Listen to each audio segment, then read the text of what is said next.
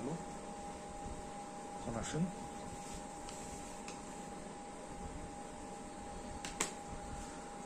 আমি একটু red pen use করি, আই গেস রেড পেন দেখা যাওয়ার কথা,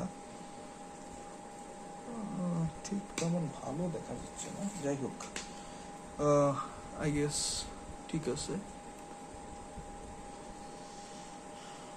ওকে, তো নেক্সট কোশ্চেন হচ্ছে, কোথায় গেল কোশ্চেন, আচ্ছা আমরা হচ্ছে 6 আর 7-এর আগে 8 করব, ঠিক আছে? কেন? কারণ হচ্ছে অধ্যায় ভিত্তিকভাবে আমরা একটু আগানোর চেষ্টা করতেছি তো স্যার, এই জন্য 8 নাম্বার কোশ্চেনটা হচ্ছে সপ্তম অধ্যায় থেকে হয়েছে তো আপনাদের, এই জন্য আর কি 8 নাম্বারটিটা আগে করি। আচ্ছা থাক, আপনাদের জন্য একটু 7 নাম্বারটাই আগে করি। যাক, তো 7 নাম্বার কোশ্চেনটা আমরা কিভাবে সলভ করতে পারি, আসুন আমরা একটু দেখি। 7 নাম্বার কোশ্চেন, যেটা নিয়ে আমার অনেক স্টুডেন্টই কেন জানি একটু প্রবলেমে পড়ছে, তা আমি ঠিক বুঝলাম না কেন। তো যাই হোক, একটু দেখি কি করা যায়। তো ঠিক আছে, 7 নাম্বারের জন্য কি কি ডাটা দেওয়া আছে, বা প্রথম কোশ্চেনটা একটু পড়ে দেখি। যে প্রথম কোশ্চেনে জানতে চাইছে হচ্ছে যে সাম্য অবস্থান থেকে 6 সেন্টিমিটার অবস্থানে সানির দোলকটি বেগ বের করো। বেগ বের করতে বলছে, ভি ইকুয়াল হোয়াট দেওয়া আছে, সাম্য অবস্থান থেকে এত দূরত্বে। আগে উদ্দীপকটা একটু করে দেখি। সানি ও রনি দুটি দোলক নিয়ে কাহিনী করতেছে। ওকে, তো সানির দোলকটি হচ্ছে সেকেন্ড দোলক, তার মানে 2 সেকেন্ড। তো এটির ভর 50 গ্রাম আর বিস্তার হচ্ছে 10 সেন্টিমিটার। ওকে, তো সানিরটা দেওয়া আছে, তো সানিরটাই মনে হয় আগে বের করতে বলছে। ওকে, তো সানির ভর দেওয়া আছে কত, দোলকের ভর, নট সানির ভর। ওকে, 50 গ্রাম দেওয়া আছে, যেটাকে আমরা কি করব, কেজিতে কনভার্ট করে নিব, নো রিস্ক। ওকে, সো আমরা এসআই এককে নিয়ে নিলাম। তারপর হচ্ছে বিস্তারটা দেওয়া আছে, বিস্তারকে আমরা এ দিয়ে প্রকাশ করি, কত দেওয়া আছে বলেন তো, 10 সেন্টিমিটার। তাহলে এটাকে আমরা কি করব, মিটারে নিয়ে নেব। এখন বলা আছে কোনটা, সাম্যাবস্থান থেকে এত দূরত্ব, যেটাকে আমরা এক্স দিয়ে প্রকাশ করে থাকি, ঠিক কিনা? 6 সেন্টিমিটার দেওয়া আছে, যেটাকে আমরা কি করব, মিটারে নিয়ে নিব। ঠিক আছে, বুঝতে পারছেন? ক্লিয়ার? তো এখন সানিরটা কি বলা ছিল, সেকেন্ড দোলক, তাহলে তার টি কত, 2 সেকেন্ড, ঠিক কিনা? এখন আপনাকে বের করতে দিছি কি বলেন তো স্যার, ভি। ভি ইকুয়াল আপনি কি জানেন, omega root over a square minus x square. ঠিক আছে, আপনি এ এর ভ্যালু এখানে পেয়েছেন, মিটারে বসাবেন, মিটারে অবভিয়াসলি মিটারে বসাতে হবে। 10 সেন্টিমিটার থেকে মিটারে যেতে কত বলেন তো, 10 ডিভাইডেড বাই 100 কত, 0.1, তাহলে এটা কি 0.06। ওকে, তো এ বসাবেন এটা, তারপরে কি বলেন তো, ওমেগা। এখন স্যার আপনার কোশ্চেন হচ্ছে, স্যার আমি ওমেগা কোত্থেকে পাবো, তাই তো? আমি কি জানি বলেন তো, ওমেগা ইকুয়াল 2 বাই বড় হাতের টি। 2 আর পায়ের জায়গায় কত বসাবেন বলেন তো, 180 নাকি 3.1416, ঠিক আছে? আর টি এর জায়গায় কত বসাবেন, 2। তাহলে ওমেগার ভ্যালু কত আসলো, পাই। ওকে, তাহলে আপনি জাস্ট কি করবেন, পাই রুট ওভার এর জায়গায় কত, 0.1 স্কোয়ার মাইনাস 0.06 স্কোয়ার। তাহলে যেটা অ্যান্সার আসবে ওইটাই কি, মিটার পার সেকেন্ড ব্যাগ। এটাই হচ্ছে কি আমার অ্যান্সার। ক্লিয়ার? আই গেস সবাই বুঝতে পারার কথা। এখন আসেন নেক্সট কোশ্চেন, যেটা নিয়ে পোলাবান একটু ধরা খাওয়ার চান্স আছে। কেন ধরা খাইছে ঠিক বুঝতে পারিনি, যাই হোক। এখানে নেক্সট কোশ্চেনটাতে দেখি কি বলছে। আচ্ছা, তো দেখি, সানি ও রনি উভয়ের দোলকের মধ্যে কার দোলকের শক্তি বেশি, শক্তি। তো আলটিমেটলি শক্তি জানতে চাইছে, তো শক্তিটা আমরা যান্ত্রিক শক্তি অবভিয়াসলি। আর আমরা সরল দোলকের যান্ত্রিক শক্তির নিত্যতা সূত্র যেগুলো আছে, ওইটা যদি আমি থিওরিতে কভার করি, ওইটাতে আপনি দেখছেন। তো এটার যান্ত্রিক শক্তি কত বলেন তো, হাফ কে এ স্কোয়ার। এখন পোলাবান সবাই এসে একই কথা বলতেছে যে স্যার এ তো ডাইরেক্ট দেওয়া আছে, কিন্তু একটা কোশ্চেনেরও কে দেওয়া নেই, সানি আর রনি কারোই কে দেওয়া নেই। তখন কে আমরা কেমনে বের করতে পারি? তা আমরা দুইটা পার্ট নিলাম, একটা হচ্ছে সানি, একটা হচ্ছে কি রনি। ঠিক আছে, তো সানি আর রনির মধ্যে দেখেন আমাদের কি দেওয়া আছে বলেন তো, সানির বড় হাতের টি দেওয়া আছে, আর রনিরও কি টি দেওয়া আছে। সানির টি হচ্ছে কি 2 সেকেন্ড, আর এটা কত 5 সেকেন্ড। হ্যাঁ উদ্দীপকে, হ্যাঁ এটাই তো দেওয়া 5 সেকেন্ড। তো এটার বিস্তার দেওয়া আছে কত বলেন তো, 10 সেন্টিমিটার, তো 0.1 মিটার আর কি, তার এটার এ দেওয়া আছে হচ্ছে 0.07 মিটার গেল। এখন আসেন সানির মধ্যে ভর দেওয়া কত, 50 গ্রাম, যেটাকে আমরা কনভার্ট করলে 0.05 কেজি হয়, আর এটার মধ্যে এম কে কনভার্ট করলে কত আসে, 0.07 কেজি। ঠিক আছে, তাই তো?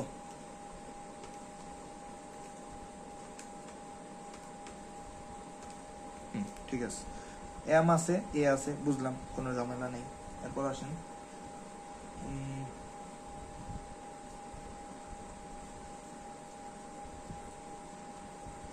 এরপর আমরা কি করতে পারি বলেন? আমার জানা দরকার কি এখানে, আর কি কি দরকার? ও হ্যাঁ, এ জানেন, এ জানেন, কিন্তু আমরা কি জানি না বলেন তো? কে জানি না, কে জানি না।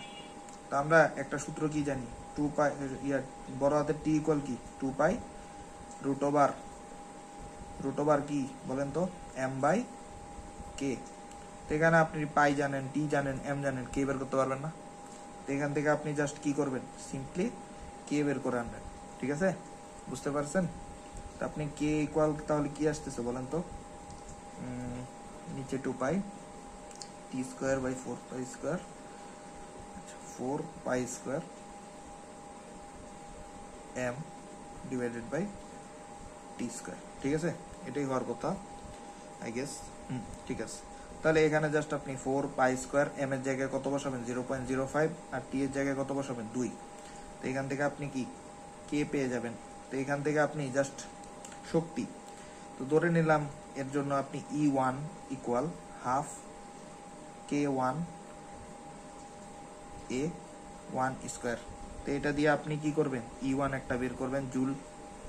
তো এটার মধ্যে সেম K2 ইকুয়াল কি আসবে 4 pi square, 4 pi square M divided by T square. তো এগুলোর মধ্যে চেঞ্জ করে দিই, T1 করে দিই, A1 করে দিই, M1 করে দিই, K1 করে দিলাম, T1 করে দিলাম, M1 K1। তো এখান থেকে জাস্ট আমরা 1 1 1 করে দিই। ঠিক আছে, আই গেস সবাই বুঝে যাওয়ার কথা যে সানিকে আমরা 1 রাখলাম, রনিকে আমরা 2 রাখলাম। তো এভাবে সিমিলারলি এখানে 2 2 2 করে ডিফাইন করে দিলাম। তো এখান থেকে আমরা জাস্ট K2 এর রেজাল্টটাকে পাবো, মানগুলা বসাই দিলে, আর এখানের থেকেও K1 পাবো। তো এই K1 কে কোথায় বসাবো, এখানে বসাবো, A1 বসাবো। Similarly E2 equal half K2 A2 square. তো এখান থেকেও জাস্ট কি হবে বলেন তো, আমরা মানগুলা বসায় কি করব, সলভ করে নিব। এরপর হচ্ছে জানতে চাইছি কি বলেন তো, সানি ও রনি উভয়ের দোলকের মধ্যে কার শক্তি বেশি, কারটা বেশি? তাহলে হয় E1 বড় হলে সানি বেশি, আর যদি E2 বড় হয় তাহলে রনি বেশি। তাহলে যে কোনো একটাই হতে পারে। এখান থেকে জাস্ট আপনারা মানটাকে বের করে কি করবেন, সলভ দেখে নেবেন। ঠিক আছে, ক্লিয়ার? আই গেস বুঝে যাওয়ার কথা। তারপর হচ্ছে ওকে, তারপর হচ্ছে আচ্ছা ভালো কথা, আপনাদের যদি কোনো ধরনের রিকোয়ারমেন্টস থাকে যে কোনো কোশ্চেন যদি যেটা বুঝতেছেন না অন্য কোনো বোর্ডের, তাহলে ওইটা জাস্ট একটু কমেন্ট বক্সে আমাকে জানাই দিন, তাহলেই হবে। ওকে, আচ্ছা তাহলে এরপর হ্যাঁ 8 নম্বর কোশ্চেনটা আমরা একটু সলভ করি। এরপর হচ্ছে আমরা 6 করব, 8। ওকে, তো কয় নম্বর পেজ গেল, 7 নম্বর পেজ। তো ঠিক আছে, এখানে ফার্স্টের কোশ্চেন। আচ্ছা, তো দেখি একটি পরীক্ষণে 1 সেন্টিমিটার ও 3 সেন্টিমিটার ব্যাসার্ধ দুটি ভিন্ন উপাদানের দুটি তার একটি দৃঢ় অবলম্বনে ঝুলিয়ে দেওয়া হলো। তার দুটি দৈর্ঘ্য ঝাপসা, তার দুটির দৈর্ঘ্য অভিন্ন, তার দুটির একটির ভর ঝুলানো দ্বিতীয়টির, আচ্ছা যাই হোক, প্রথম কোশ্চেনটা আগে পড়ে দেখি যে কতটুকু দরকার আমার ডাটা। তো প্রথম তারটির দৈর্ঘ্য 10% বৃদ্ধি পেলে ব্যাসার্ধ কতটুকু হ্রাস পাবে। তাহলে প্রথম তারটা এখানে কি বলা হয়েছে দেখেন তো, একটা ধীর অবলম্বনে তারগুলাকে কি করা হয়েছে বলেন তো, ঝুলাই দেওয়া হয়েছে। তা আমি ধরে নিলাম এরকম একটা তার ছিল আমার, প্রথম তারটা ধরে নিলাম এরকম একটা তার ছিল, তাহলে তার মধ্যে কি করা হলো বলেন তো, একটা ভর ঝুলাই দেওয়া হলো, ঠিক আছে। আচ্ছা, এই টাইপের একটা উদাহরণ আই গেস আপনাদের ফার্স্ট পেপার মেইন কি বলি এটা, ফার্স্ট পেপার শাহজাহান তপন স্যারের বইয়ের মধ্যেও থাকার কথা। তো এই হচ্ছে একটা এম ভরের বস্তুকে ঝুলাই দিলাম। এরপর হচ্ছে বলা আছে কি ব্যাসার্ধগুলো দেওয়া আছে, এরপর হচ্ছে দৈর্ঘ্য অভিন্ন এরকম কিছু একটা বলা আছে, গেল। তারপর হচ্ছে তাহলে দৈর্ঘ্যটা আমরা ধরে নিলাম এল, আর ব্যাসার্ধ কত দেওয়া আছে, ব্যাসার্ধ প্রথমটার জন্য দেওয়া আছে 1 সেন্টিমিটার, যাকে আমরা কি করব মিটারে কনভার্ট করে নিব, ঠিক আছে, করে নিলাম। এটার এল এর ডেল এল কত পার্সেন্ট বলছে, 10% অফ এল, তাহলে 0.1 এল হচ্ছে কি তার পরিবর্তন, বুঝতে পারছেন সবাই, আই গেস বুঝে যাওয়ার কথা। তা আমার জানতে চাইছে হচ্ছে কোশ্চেনে ডেল আর ইকুয়াল হোয়াট। এরপরে আর কি কি দেওয়া আছে বলেন তো, এদের মধ্যে প্রথম তারটার পয়জন রেশিও দেওয়া আছে, পয়জন রেশিও দেওয়া কত বলেন তো, রেশিও 0.3 দেওয়া। এখন পয়জন রেশিও যেটা, ওইটা ইকুয়াল আমরা কি জানি বলেন তো, মাইনাস পার্শ্ব বিকৃতি বাই দৈর্ঘ্য বিকৃতি, ঠিক কিনা, নাকি দৈর্ঘ্য বিকৃতি বাই পার্শ্ব বিকৃতি বলেন তো, অবভিয়াসলি কোনটা, পার্শ্ব বিকৃতি বাই দৈর্ঘ্য বিকৃতি, ঠিক আছে। ওকে, তো এখান থেকে আপনি জাস্ট কোনটা কোনটা আছে জানেন, আপনি জাস্ট ডেল আর বের করবেন। এখন কত হচ্ছে স্যার এই মাইনাসকে আমরা রাখবো নাকি রাখবো না, এখন কত হচ্ছে আপনার মাইনাসটাকে ডেল আর এর সাথেই রেখে দিন, অথবা আপনি মাইনাস দিয়েন না, কোনো সমস্যা নেই, কারণ আপনার কাছে জানতে চাইছি কি আমার আলটিমেটলি ডেল আর এর ভ্যালু মানে কি চেঞ্জ কতটুকু হয়েছে। আপনার এই মাইনাসটা আসছে থেকে সূত্র থেকে, আর সূত্রে এই মাইনাসটা কেন দেওয়া হয়েছিল, কারণ একটা বৃদ্ধি পাচ্ছে একটা হ্রাস পাচ্ছে, যাতে রেশিওটা কি ঠিক থাকে, বজায় থাকে, এই জন্য কি দেওয়া হয়েছে, এই ভ্যালুটা দেওয়া হয়েছিল। তাহলে এখান থেকে জাস্ট আমরা কি করব, মাইনাস ডেল আর কে এক পাশে রেখে দিলাম, অথবা শুধু ডেল আর কে রেখে দিলেও কোনো সমস্যা নেই, আলটিমেটলি মাইনাস দিয়ে হ্রাস বোঝানো হয় আর কি, এত ব্যাটবাস খাওয়ার কিছু নেই। তো 0.3 into R into del L divided by L. তো আমরা জাস্ট কি করলাম, মাইনাস ডেল আর কে এক পাশে রেখে এই ভ্যালুগুলাকে এক পাশে নিয়ে নিলাম না, 0.3 বসালাম, আর এর ভ্যালু কত 0.01, আর আরেকটা কি ডেল এল মানে কত 0.1 এল, আর এটা কি এল, তাহলে এরা কাটাকাটি গিয়ে মাইনাস ডেল আর ইকুয়াল কত আসে বলেন তো, 0. কত আসা কথা 0.003 মিটার, ঠিক আছে। এইটা আপনি মিটারে রাখতে পারেন, কোনো সমস্যা নেই, আপনার যদি মন চায় তা আপনি সেন্টিমিটারেও নিয়ে যান, কোনো সমস্যা নেই, দুইটা জিরো কমে যাওয়ার কথা, হ্যাঁ সেন্টিমিটার। ওকে, এই হচ্ছে আপনার কি গ নাম্বারের কোশ্চেন সলভ, ঠিক আছে। ওকে ওকে, এরপর আসেন যে আমরা ঘ নাম্বারে চলে যাই, ঘ নাম্বারে চলে গেলাম। তো ঘ নাম্বারে যাওয়ার পর কি বলেছে আমরা একটু দেখি। তো ঘ নাম্বারে যাওয়ার পর কি বলা হয়েছে, কোথায় কোশ্চেন কি,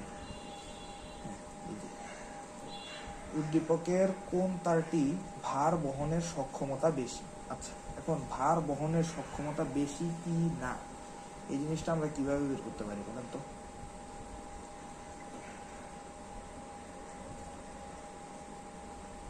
কি দিয়ে বের করবো,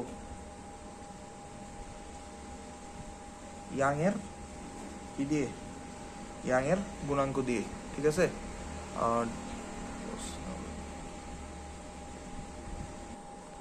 তো কি বলতেছিলাম যে ইয়ং এর গুণাঙ্ক, তো এখন স্যার এখানে ইয়ং এর গুণাঙ্ক কোথেকে আসলো, আচ্ছা ঠিক আছে, যেটা বলার ছিল ওকে, তো যেটা বলতেছিলাম আর কি,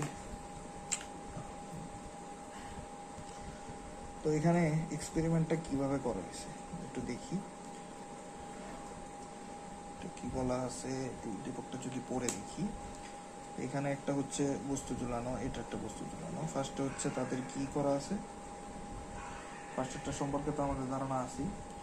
ফার্স্টটা আর সেকেন্ডটা দুইটা কি দেখেন, দুইটার দৈর্ঘ্যই কি বলা আছে, L1 আর L2। L1 আর L2 সমান, দুইটাই বলা আছে কি অভিন্ন, তাহলে ধরে নিলাম L। এখন একটার কি দেওয়া আছে, ব্যাসার্ধ দেওয়া আছে। একটা R1 দেওয়া আছে হচ্ছে কত, 0.01 সেন্টিমিটার। আর R2 দেওয়া আছে কত, এই যে R2 হচ্ছে এইটা, R1 হচ্ছে এইটা, 0.03 সেন্টিমিটার, সরি মিটার। এটাও মিটার, এটাও মিটার।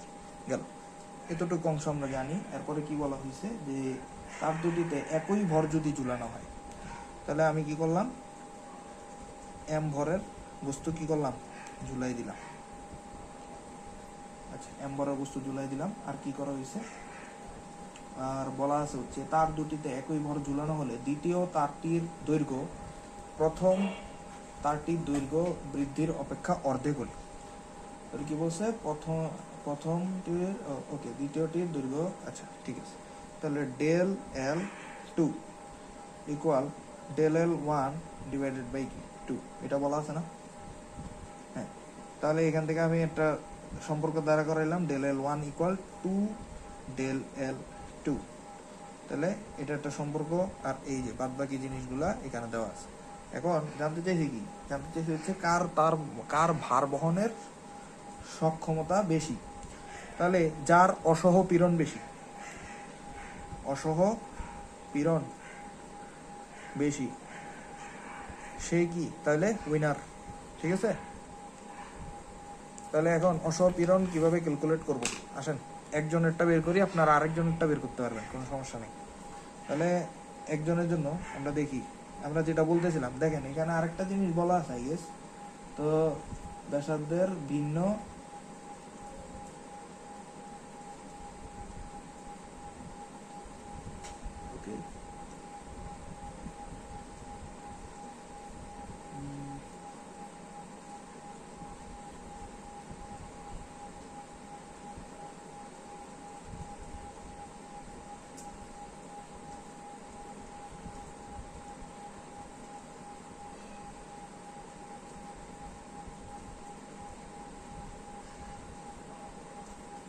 আমরা, আচ্ছা সরি, আমাদের রেকর্ডিং চলতেছে, এটা তো খেয়ালই করিনি।